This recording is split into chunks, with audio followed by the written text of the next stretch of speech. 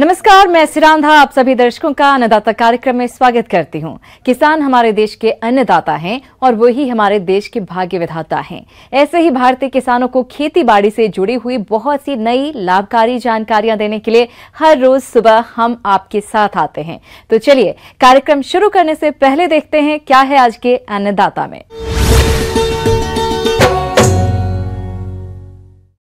हमारे प्रदेश के जिन किसान भाइयों के पास सिंचाई जल की व्यवस्था है, वे किसान इस समय कद्दू वर्गीय फसलों जैसे तरबूज, खरबूज, तोरई, लौकी की बुवाई कर सकते हैं। तो आप वैज्ञानिक तकनीक से किस प्रकार से करें इनकी बुवाई ताकि आने वाले समय में इनसे अधिक उत्पादन मिल सके, तो इस बारे में उचित सुझाव दे रहे हैं कृषि विज्ञान केंद्र गुंता अलवर के बागवानी विशेषज्ञ डॉक्टर पीसी गढ़वाल।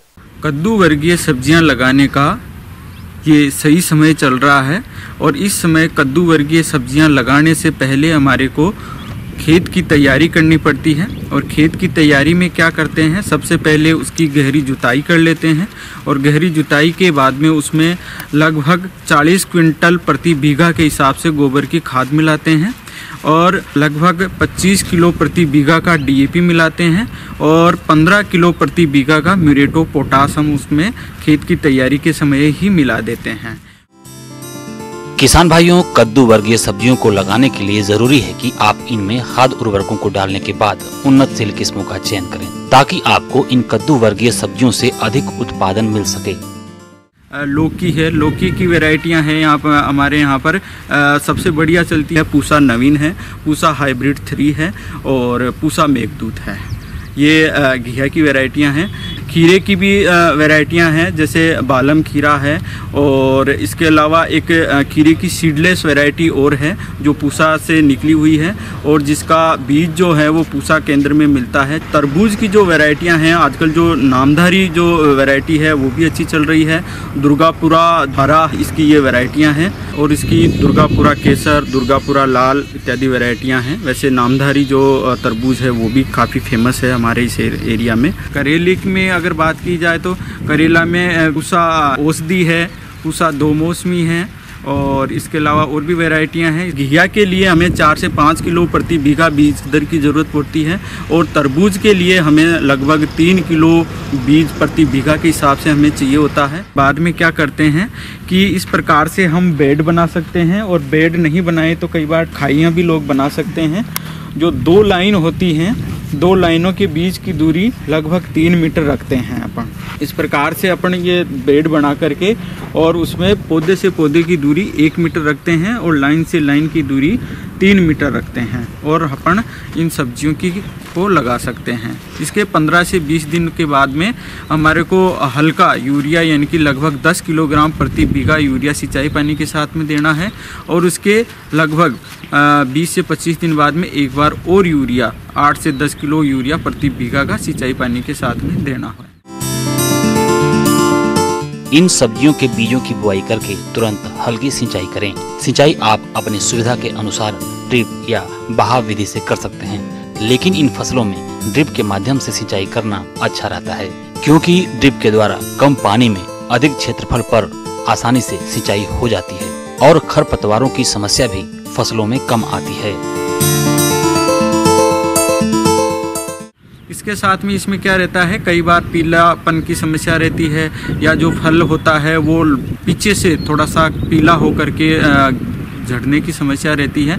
तो इसको बचाव के लिए हमारे को क्या करना चाहिए, सबसे मुख्यतः कैल्शियम की कमी की वजह से होता है, जिसके लिए बाज़ार में आजकल एक कैल्शियम नाइट्रेट करके एक खाद आता है जिसका 8 से 10 ग्राम 1 लीटर पानी में लेकर के और हर एक 15 से 20 दिन के अंतराल पर 3 से 4 स्प्रे कर देंगे तो इस प्रकार की जो समस्या है ये नहीं रहेगी।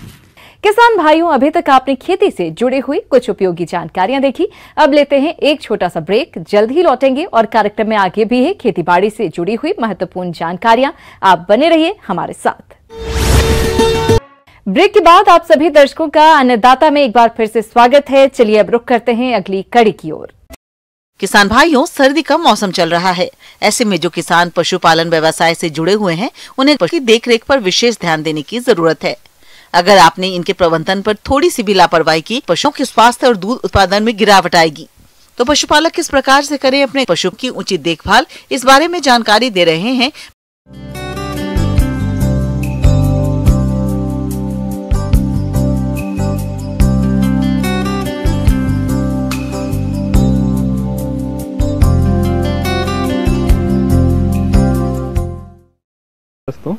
और आज हम बात करेंगे पशुओं में होने वाली बीमारियों एवं सर्दियों में देखभाल। किसान भाई, जैसा कि आप जानते हैं कि सर्दियों का पशुओं की देखभाल में कई तरह के परिवर्तन करने पड़ते हैं, जिसमें मुख्य रूप से उसका जो आवास है उसकी देखभाल बहुत ज़रूरी है। तो इसी बात को ध्यान में रखते हुए यदि आप अपनी गाय तथा भैंसों से अच्छा दूध उत्पादन प्राप्त करना चाहते हैं तो पशुओं के आवास प्रबंधन में इन बताई जा रही बातों का विशेष ध्यान रखें।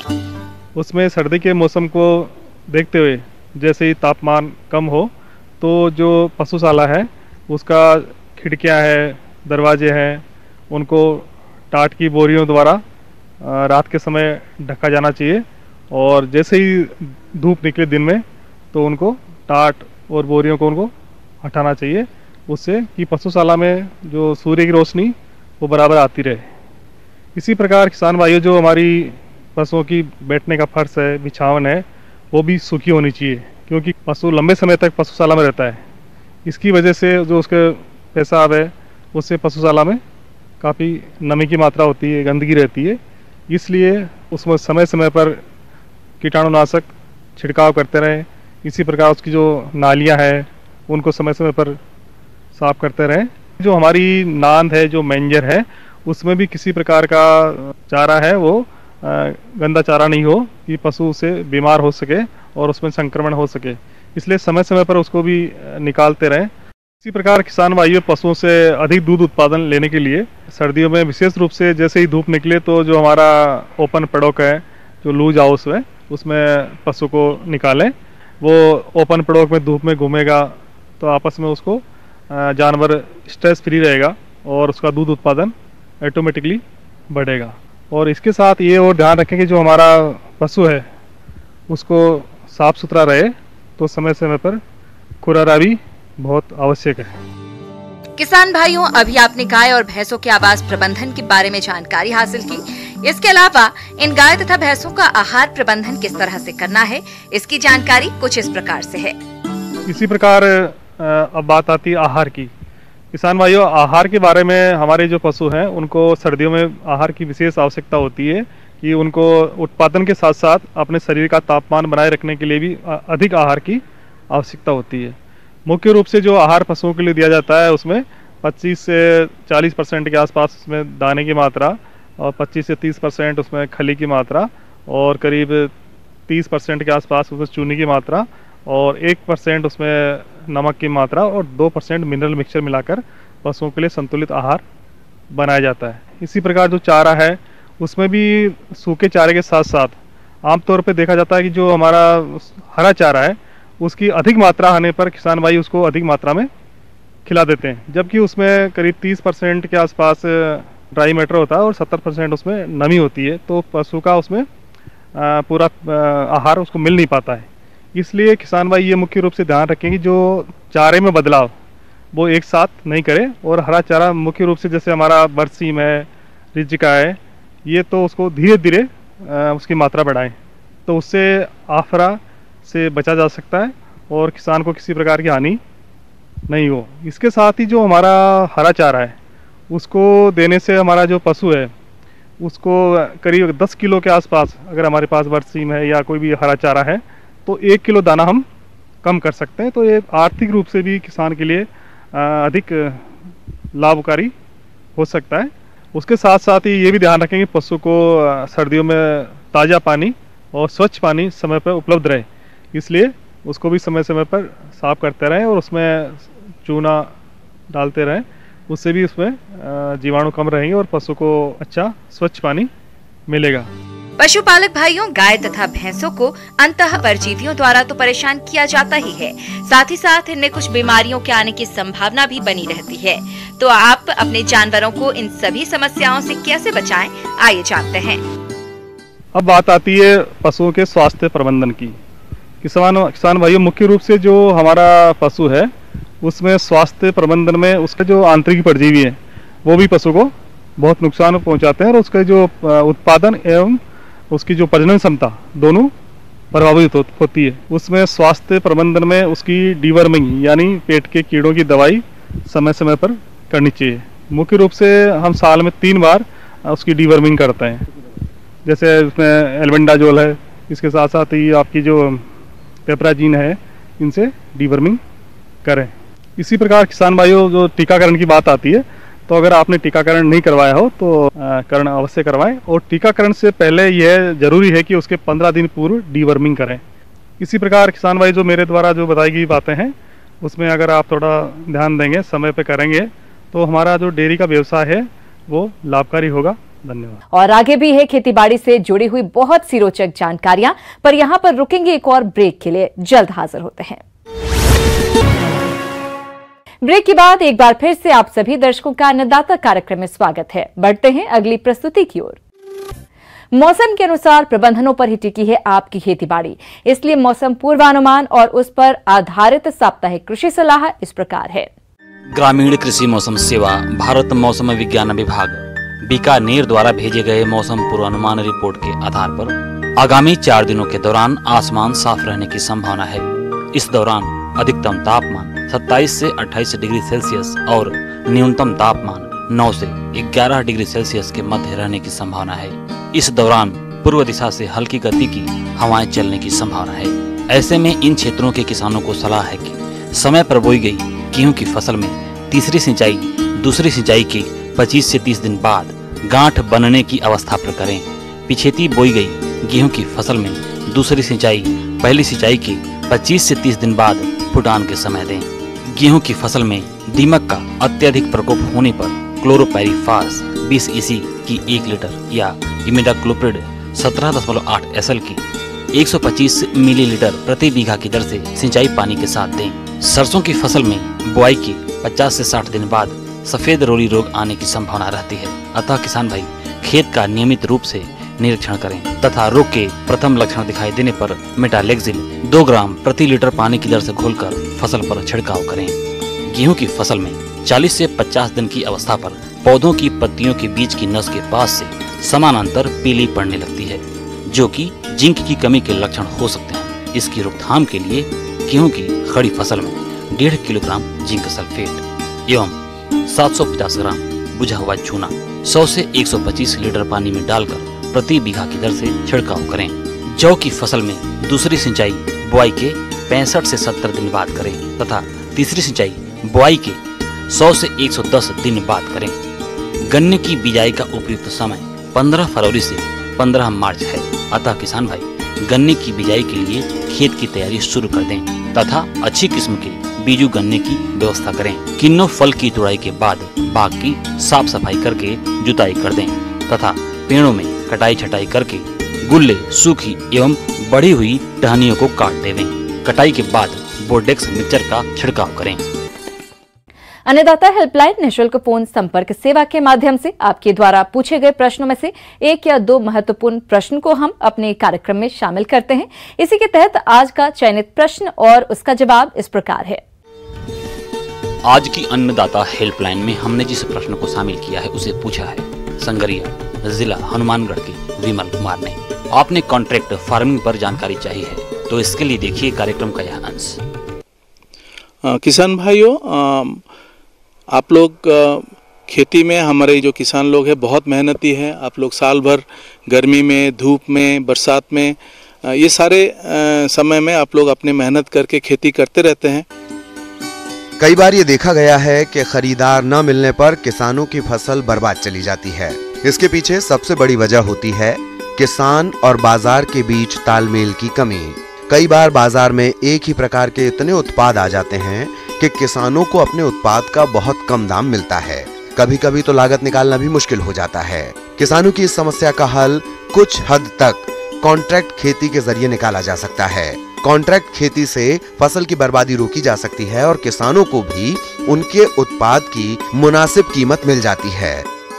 कॉन्ट्रैक्ट फार्मिंग एक ऐसे कॉन्सेप्ट है जिसमें कोई बड़े जो एंटरप्रेन्योर है, बहुत सारे एंटरप्रेन्योर है जो पर्टिकुलर कोई प्रोड्यूस हुआ, जैसे कोई पर्टिकुलर सब्जी हुआ या आलू जैसे हुआ या कोई भी एक पर्टिकुलर प्रोड्यूस को उनके पास जब अच्छा मार्केट उन लोगों को मिल जाता है तो वो लोग किसान लोगों के पास आते हैं, उनके साथ एक लिखित में वो लोग मेमोरेंडम ऑफ अंडरस्टैंडिंग रखते हैं और उनसे वो लोग खेती पर्टिकुलर चीज़ का खेती करते हैं और उसी अंडरस्टैंडिंग के बेसिस में उनका सारे जो प्रोड्यूस है उसको उसको प्रोक्योर कर लेते हैं और उसका मार्केटिंग का जो अरेंजमेंट है वो जो बड़े व्यवसायी है उस चीज़ को करते हैं।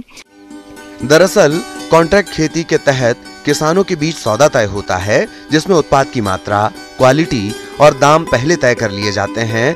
फिर चाहे बाजार में कोई भी दाम हो, किसानों को अपने उत्पाद का तय मूल्य कंपनी द्वारा दिया जाता है। कॉन्ट्रैक्ट खेती का मकसद है फसल उत्पाद के लिए तयशुदा बाजार तैयार करना। इसके अलावा कृषि के क्षेत्र में पूंजी निवेश को बढ़ावा देना भी कॉन्ट्रैक्ट खेती का उद्देश्य है। कॉन्ट्रैक्ट फार्मिंग एक बार अगर किसान किसी बड़े जो ग्रुप के साथ अगर उनका कॉन्ट्रैक्ट फार्मिंग में प्रॉपर एग्रीमेंट हो पाता है जिससे सारे जो पॉइंट्स में प्रॉपरली म्यूचुअली एग्री करके उसमें वो लोग साइन करते हैं एमओयू में, तब उन किसान अपना पूरे जो अपना शक्ति है अपना प्रोडक्शन में लगाते हैं और अपना जो बेचने का जो उनको दिक्कत होता है वो नहीं रहता है। तो इससे किसान लोग ज़्यादा फायदा पा सकते हैं क्योंकि बहुत किसान को मार्केट के पास ज़्यादा अच्छा एक्सेस नहीं रहता है। तो इस हिसाब से कॉन्ट्रैक्ट फार्मिंग एक बहुत ही अच्छा अल्टरनेटिव है। अनुबंध पर खेती के तहत किसानों को बीज, ऋण, उर्वरक, मशीनरी और तकनीकी सलाह उपलब्ध कराई जा सकती है ताकि उनकी उपज कंपनियों की आवश्यकताओं के ही अनुरूप हों और किसानों को कंपनियों की तरफ से पूर्व निर्धारित बिक्री मूल्य मिल सके। कॉन्ट्रैक्ट फार्मिंग में जनरली जो भी फार्म करना चाहते हैं कॉन्ट्रैक्ट फार्मिंग, वो फार्म उसके लिए जो बीज स्पेसिफिक बीज हुआ या स्पेसिफिक खाद हुआ उसको वो लोग प्रोवाइड करते हैं। इसके अलावा जो कॉन्ट्रैक्ट फार्मिंग कराने वाले जो बड़े फार्म होते हैं उनको तकनीकी सहायता भी देते हैं और उसके बाद किसान जो अपना खेती करते हैं और उसका प्रोड्यूस को वो लोग प्रोक्योर कर लेते हैं। इस तरह की खेती बढ़िया और सरल है और किसानों को मंडियों के चक्कर नहीं लगाने पड़ते, न ही उन्हें खेती बाड़ी से जुड़े कामों के लिए बीज और ऋण जुटाने की कोई चिंता करनी पड़ती है। इस तरह के अनुबंध से किसानों के लिए बाजार में उनकी उपज की मांग एवं इसके मूल्यों में उतार चढ़ाव का जोखिम कम हो जाता है। इसी तरह कंपनियों के लिए कच्चे माल की अनुपलब्धता का जोखिम घट जाता है। अनुबंध खेती यानी कॉन्ट्रैक्ट खेती को अपनाने से पहले कुछ सावधानी बरतनी चाहिए क्योंकि आपकी थोड़ी सी लापरवाही से आपको भारी नुकसान उठाना पड़ सकता है। लेकिन समझदारी से कुछ बातों को ध्यान में रखते हुए कॉन्ट्रैक्ट खेती करने पर आपको निश्चित ही अच्छा फायदा होगा। कॉन्ट्रैक्ट फार्मिंग शुरू करने से पहले किसान भाइयों को कुछ चीज़ों को जरूर ध्यान देना चाहिए। पहले वो तो पता करें जो कॉन्ट्रैक्ट फार्मिंग के लिए जो संस्थाएं अवेलेबल हैं उनके साथ जोड़ने से पहले पता करें कि जो कमोडिटी का खेती वो लोग कराना चाहते हैं उसके लिए उनका जो मिट्टी है, उनका जो जलवायु है वो रियली सूटेबल है कि नहीं है। तो सबसे पहले इम्पोर्टेंट है किसान को कॉन्ट्रैक्ट फार्मिंग साइन करने से पहले जब वो लोग एमओयू उसका जो बनाए कंपनी के साथ उसमें ये सारा चीज़ का प्रॉपरली उसमें मेंशन होना चाहिए, कितना उनको मुनाफा मिलेगा, किस रेट में वो लोग उससे प्रोड्यूस करेंगे, कि कितना मात्रा में वो लोग प्रोड्यूस करेंगे, ये सारा चीज़ का उनका अपने समझ में लाके उसका एमओयू साइन करना चाहिए। और जो आपके साथ एमओयू हो रहा है और उस एमओयू को जरूर आप किसी जानकार व्यक्ति के साथ जरूर आपने चर्चा करें, वो कितना जिसमें जो लिखित कंडीशंस है वो कितना रिलायबल है, ताकि आप लोग फ्यूचर में कभी आप लोग के साथ ठगी ना हो जाए। ये सारे सावधानियां अगर हम लोग ढंग से अगर बरत लेते हैं, बहुत सारे कागज को हम लोग अगर ठीक से देख लेते हैं, तो इससे हम लोग अपने लिए एक बहुत ही एक फायदेमंद एक लाइवलीहुड हम लोग बना सकते हैं। Thank you. अब आइए देखते हैं कल दिखाए जाने वाले कार्यक्रम की मुख्य झलकियां। प्राकृतिक खेती से पर्यावरण रहेगा सुरक्षित और किसानों को होगा लाभ। अधिक लाभ के लिए मछलियों की उचित देखरेख। किसान भाइयों, अन्नदाता आपकी सेवा के लिए संकल्परत है। कृषि संबंधित समस्या एवं सुझावों के लिए आप हमें इस पते पर संपर्क कर सकते हैं। प्रोड्यूसर अन्नदाता news 18 Rajasthan, Ramoji film city Hyderabad 501512। साथ ही आप हमें ईमेल भी कर सकते हैं। हमारा ईमेल है p18अन्नदाता-राजस्थान@nw18.com। इसके अतिरिक्त आप हमें निःशुल्क हेल्पलाइन नंबर 18004192-155 पर सोमवार से शनिवार सुबह 10 बजे से शाम 4 बजे के बीच संपर्क कर सकते हैं। किसान भाइयों, अब समय हो रहा है आपसे विदा लेने का, तो हमारी पूरी अन्नदाता टीम को दीजिए इजाजत। नमस्कार।